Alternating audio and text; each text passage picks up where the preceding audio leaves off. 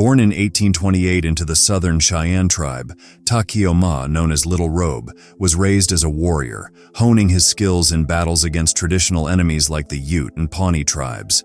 In his 20s, Little Robe survived a battle with the Pawnee on the Beaver River in Kansas, where many warriors, including Chief Alites on a Cloud, were killed. After becoming a chief in 1863, Little Robe's life was significantly impacted by the Sand Creek Massacre on November 29, 1864. Cheyenne elders crafted a peace proposal to the U.S. military, delivered by Black Kettle. Trusting that the government sought peace, they surrendered their weapons at Fort Lyon.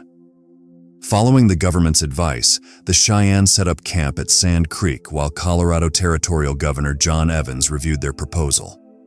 The government did not seek peace. Rather, a company of 1st New Mexico Volunteers under Colonel John Chivington and the 1st and 3rd Colorado Cavalry launched a dawn raid on the remote reservation, besieging the tribe without weapons. A white flag of peace was presented to the troops by Chief Black Kettle, while the American flag was flown over the Cheyenne camp.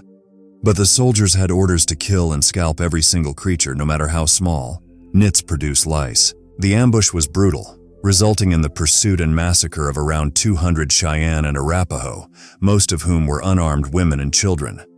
The women's bodies were severed after being raped.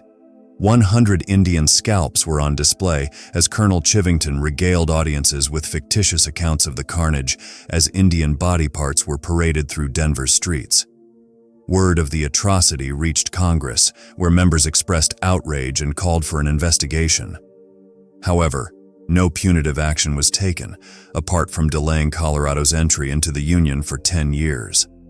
After Black Kettle's death at the Battle of Washita in 1868, Little Robe concluded that fighting the whites was futile and became the principal chief of the peace faction. Little Robe traveled to the east, meeting with President Ulysses S. Grant and congressional leaders. The harrowing memories and lessons from battles like Sand Creek convinced him that Indian survival required appeasement to the U.S. government. Chief Little Robe lived in Indian Territory along the North Canadian River until his death in 1886. He advocated for peaceful coexistence, worked to preserve Cheyenne culture, and resisted federal orders to send Indian children to off-reservation schools.